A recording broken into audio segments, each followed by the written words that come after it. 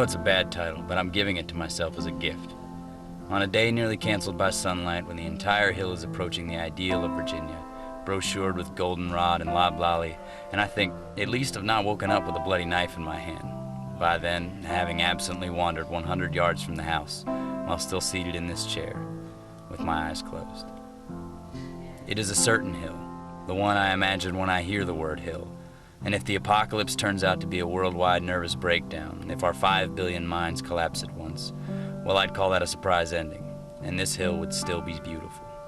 A place I wouldn't mind dying, alone or with you. Sometimes I am buying a newspaper in a strange city and think, I am about to learn what it is like to live here. Oftentimes there is a news item about the complaints of homeowners who live beside the airport, and I realize I read an article on this subject nearly once a year and always receive the same image. I am in bed, late at night, in my house near the airport, listening to the jets fly overhead, a strange wife sleeping beside me. In my mind, the bedroom is an amalgamation of various cold medicine commercial sets.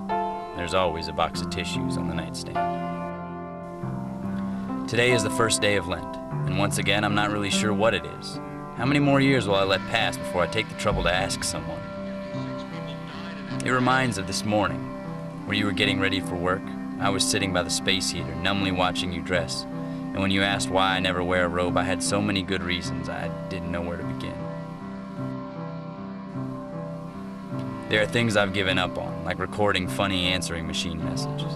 It's part of growing older, and the human race as a group has matured along the same lines. It seems our comedy dates the quickest. If you laugh out loud at Shakespeare's jokes, I hope you won't be insulted if I say you're trying too hard. Even the sketches from the original Saturday Night Live seem slow-witted and obvious now.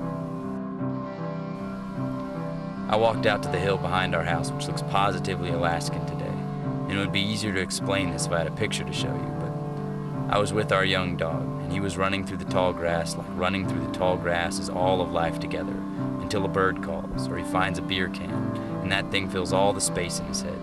You see, his mind can only hold one thought at a time, and when he finally hears me call his name, he looks up and cocks his head, and for one single moment, my voice is everything.